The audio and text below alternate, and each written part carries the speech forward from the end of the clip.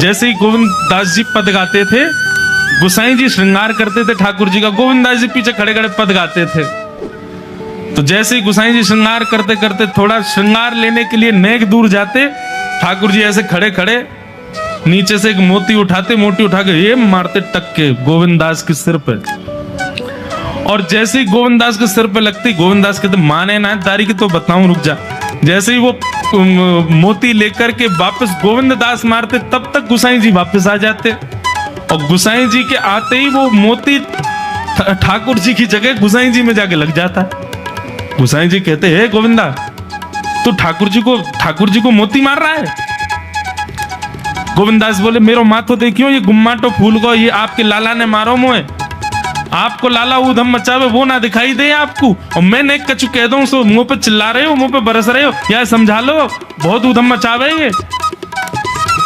ऐसी लीला करते हो। गोसाई जी के नेत्रों में आंसू आ जाते, बोले गोविंदा तू कितना भाग्यशाली, तेरे संग ठाकुर जी लीला करें। गोविंद दास के साथ ऐसी ऐसी लीला करते महाराज। तो दोपहर के समय जैसे मंदिर बंद होते, ठाकुर जी महाराज फेंटा कस के आ जाते, ए गोविंदा चल खेल में चल रहे हैं। ठाकुर जी गोविंद दास के संग खेलने जाते। एक दिन ठाकुर जी बोले गोविंदा तू घोड़ा बन जा, मैं तेरे ऊपर बैठ के डोलूंगा। गोविंद दास जी घोड़ा बन गए।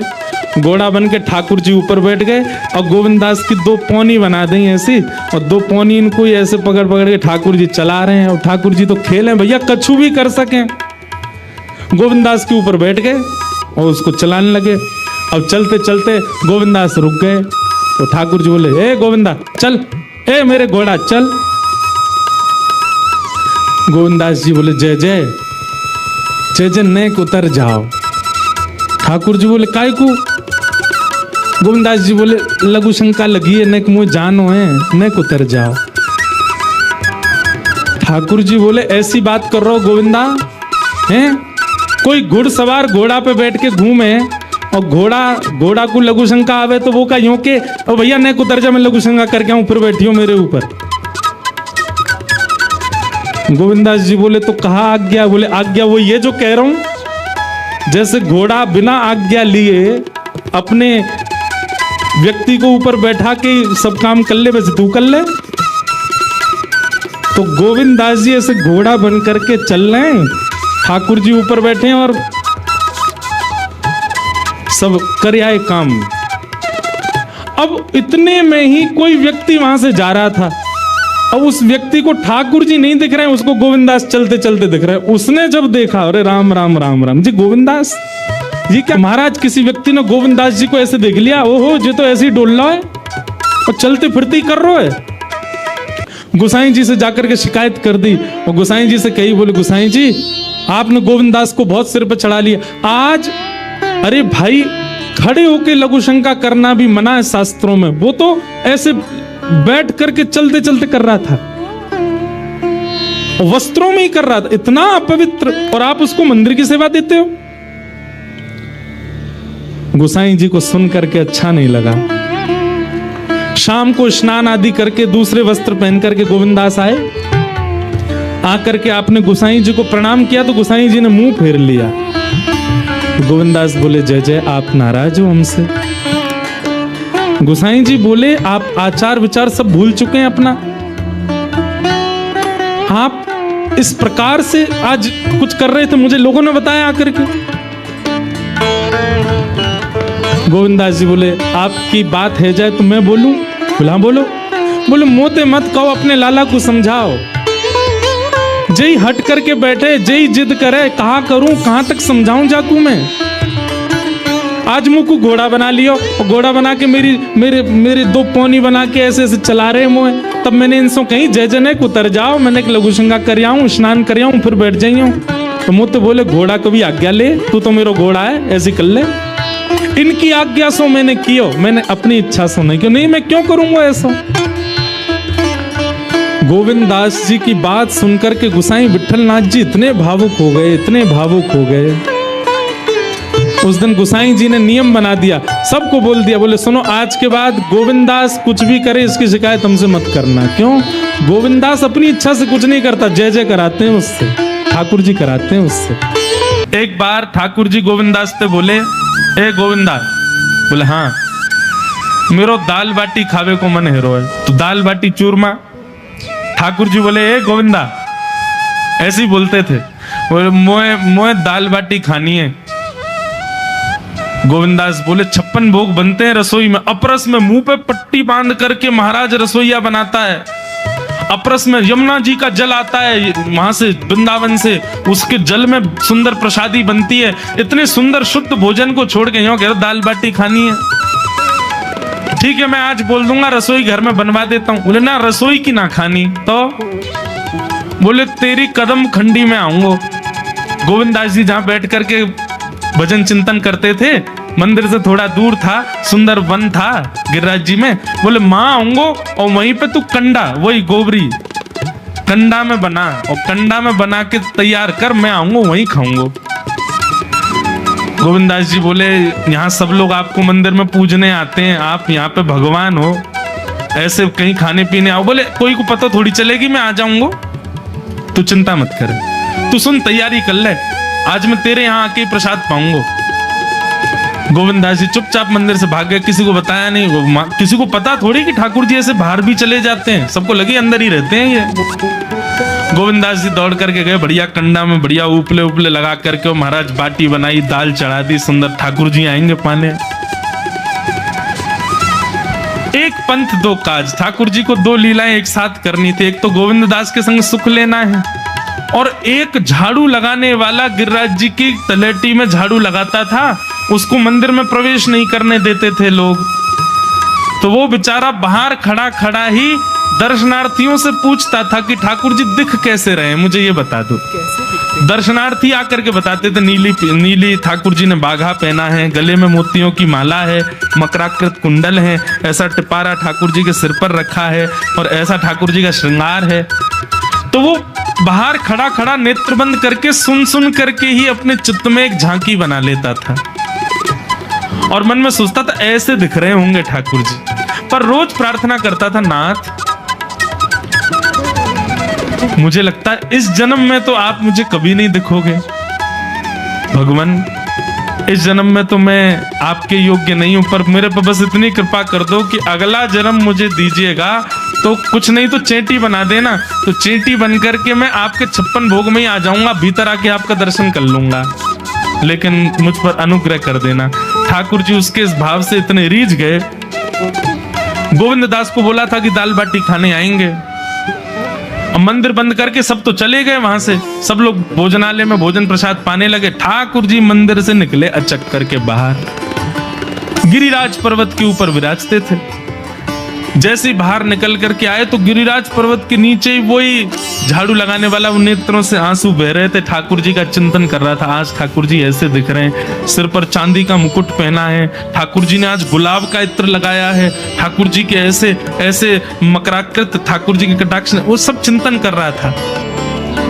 ठाकुर जी नीचे उतर करके जाने लगे, इतने में ठाकुर जी ने लीला करी और जोर जोर से ठाकुर जी चिल्लाने लगे, अरे जल्दी ते आइयो, देखियो मेरे पाम में कांटो लग गयो, अरे जल्दी ते कोई आओ या कांटे को निकारो, मुझको तो बहुत दर्द है रो है, अरे भैया जल्दी आओ जल्दी आओ। अब ये स्वर जैसे ही सुना उस झाड़ू लगाने वाले ने, उसके नेत्र खुल गए, उसने देखा, बोले कि ये स्वर कहाँ से आ रहा है। उसने जैसे ही नेत्र उठा करके ऊपर देखा, तियों की माला पहनी है, मकराकृत कुंडल पहना है, चांदी का मुकुट चमक रहा है मस्तिष्क पर, ठाकुर जी के केश घुंघराले लहरा रहे हैं, और ठाकुर जी अपनो एक पाम हाथ में पकड़ करके और एक पैर पर लंगड़ी जैसे खेलते हैं, ऐसे ठाकुर जी कूद रहे हैं यहां से वहां। नीचे से झाड़ू लगाने वाले ने कहा, अरे ऐसा पुरुष तो मैंने जीवन में कभी नहीं देखा, ये कैसा पुरुष है। नीचे से ठाकुर जी को देखने लगा, अब स्वरूप उसको पता था, तो उसने कही ये जरूर ठाकुर जी होंगे, वहीं से प्रणाम करें। ठाकुर जी बोले प्रणाम कर रहा हूं, दारी के जल्दी ऊपर आ, कांटो लगो मेरे पाम में, या को निकार। बोलने लगा, बोले मैं ऊपर नहीं आ सकता, गुसाई जी मारेंगे, सब लोग डांटेंगे मुझे। अरे नहीं गुसाई जी ऐसे कुछ ना के, ये सब तो बाहर के लोगों ने नियम बना दिए, मैं तो सबसे मिलूं, तू आ जा जल्दी ऊपर। जैसे ही ऊपर गया, ज्यों ज्यों ठाकुर जी के समीप जाए त्यों त्यों उसके नेत्र सजल होते जाएं। ठाकुर जी के बिल्कुल समीप पहुंच गया। भगवान बोले देख काई को रो भैया, जल्दी कर, मेरे पाम में कांटो लगो या को निकार। जिन चरण कमलों के स्पर्श के लिए सदा लक्ष्मी लालायित रहती है, ठाकुर जी ने उसकी गोद में अनायास अपने चरण रख दिए। बोले जल्दी कांटो निकार, कांटो लग गो मेरे पाम में। अब वो ठाकुर जी के सुंदर तलवों को अपने हाथ से ऐसे देख रहा है, ढूंढ रहा है कहाँ कांटा लगा है। कहीं उसको कांटा मिल गया। अब इतने कोमल चरण ठाकुर जी के, उसके नेत्रों से आंसू भी गिरते जा रहे हैं, भाव विह्वल होता जा रहा है। मेरे सौभाग्य की सराहना, ठाकुर जी के इतने समीप। कांटा निकालने के लिए बार बार अपने अंगूठे से खींचे, लेकिन कांटा नहीं निकले। ठाकुर जी बोले अरे जे हाथ पे ना निकलेगो। उसने पूछा कैसे निकलेगा?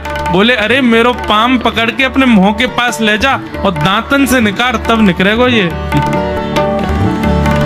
आहा, कितनी कृपा की ठाकुर। कृपा की न होती जो आदत तुम्हारी, तो सुनी ही रहती अदालत तुम्हारी। जो दीनों के दिल में जगह तुम न पाते, तो किस दिल में होती हिफाजत तुम्हारी। कृपा की न होती जो आदत तुम्हारी, तो सुनी ही रहती अदालत तुम्हारी। कितनी कृपा। उसने कांटा निकाला मुख से। ठाकुर जी बोले अब चल, मुंह से चलो ना जा रहा। गोविंद दास ने अपनी कदम खंडी में दाल बाटी बनाई है, मुँह ले चल वहां पे। बोला कैसे लेके चलूं? बोले तेरे कंधान पे बैठ जाऊंगा मैं। और ठाकुर जी ने अपने दोनों पांव ऐसे लटका लिए उसके यहाँ पे और सिर पकड़ करके उसके ऊपर ही बैठ गए। बोले चल ले चल मुंह। वो तो महाराज बेहोशी सी हो रही है, उसको विश्वास ही नहीं हो रहा ठाकुर जी मेरे संग इतनी बड़ी लीला कर रहे हैं। गोविंद दास की कदम खंडी में पहुंचने से पहले उस बालक ने ठाकुर जी गोविंद दास जी मुझे बहुत मारेंगे, अगर उनको पता चल गई मैंने आपको छू लिया है तो मुझे बहुत डांटेंगे। आप एक काम करो, अब यहाँ से आप पैदल चले जाओ, मैं यहीं खड़ा हूँ। ठाकुर जी बोले यहीं खड़ो रही हो, तेरे काजी दाल बाटी लेके आऊंगा मैं। ठाकुर जी पहुंच गए गोविंद दास के पास। आहा, जो ठाकुर जी अचल दिखते हैं सबको मंदिर में, वो सचल दिखते हैं गोविंद दास को। कितनी बड़ी कृपा। गोविंद दास के यहाँ ठाकुर जी पहुंच गए और पहुंच करके ठाकुर जी बोले चल गोविंदा जल्दी खवा, मुझको तो बहुत जोर की भूख लगी है। गोविंद दास बोले हाँ हाँ बिराजो। सुंदर व्यवस्था कर दी। ठाकुर जी बैठ गए और बैठ करके सामने पत्तल पर महाराज बाटी रखी, दाल रखी, चूरमा रखी, चटनी रखी, सब बढ़िया सुंदर सजा दी। अब ठाकुर जी पा रहे हैं, प्रेम से पाते जा रहे हैं और पाते पाते बीच में गए और ला और जल्दी ला, भूख लग रही है मुझको। गोविंदास बोले पहले इनको तो खा लो। अरे ना तू जाने ना है मंदिर में मेरो भूख कैसे लगे? थाली में 2 रोटी और ये सब्जी, इनते मेरो भूख पेट थोड़ी भरे। मेरे सामने तो सबरी सामग्री धर दो, मेरो जो मन होगा मैं उठा उठा के पाते जाऊंगा। अरे गोविंदा जल्दी जल्दी लेके आ। अब गोविंद दास जी पीछे मुड़ करके बढ़िया सुंदर बाटी सेके। इतने में ठाकुर जी क्या करें, एक बाटी तो खा जाएं और दूसरी बाटी उठा के अपनी जेब में धरते जाएं। वो संग आयो बाकी काजी लेके जानी है। अब तो महाराज ठाकुर जी खाते जाएं भरते जाएं, खाते जाएं भरते जाएं। गोविंद दास बोलो ठाकुर जी ये तो मैं मानूं कि आपकी खुराक बहुत है, पर इतनी ज्यादा है ये मुझको विश्वास नहीं है रहा है। क्यों हैं 56 बाटी खा गए हो अब तक आप? अरे कोई तुकना है, कोई पेट है कि समुद्र है, कुआ है, कहा है आपको? ठाकुर जी बोले अच्छा दारी के ऐसे बोले, चलो जाऊंगा मैं। अरे नहीं जय आप तो पाओ। ठाकुर जी तो जेब में भरते जा रहे थे। अब ठाकुर जी का पेट भर गया। ठाकुर जी बोले चल भैया गोविंदा, बोले चुपचाप चलो और आचमन करो, शुद्धि करो, तब जाइयो मंदिर में। वहीं गोविंद कुंड के पास में गोविंद दास जी ने जबरदस्ती ठाकुर जी बैठा दिए। बोले हाथ में जल ले। ठाकुर जी जल लेकर के बैठे। बोले अब करो अपवित्र पवित्रो वा सर्वावस्थांगतो पिवा। ठाकुर जी आचमन कर रहे हैं, अपनी पवित्र कर रहे हैं ऊपर से लेकर नीचे तक। इतने में ही गोविंद दास बोलते बोलते पीछे की गए और ठाकुर जी की पीठ पे जाकर के एक धक्का दियो महाराज, पूरे ठाकुर जी डुबा दिए कुंड में। ठाकुर जी पूरे ऊपर से नीचे तक भीज गए। ठाकुर जोरदारी के तेरी शिकायत करूंगो, गुसाई जी तो कहूंगो तू ऐसे करे मेरे संग।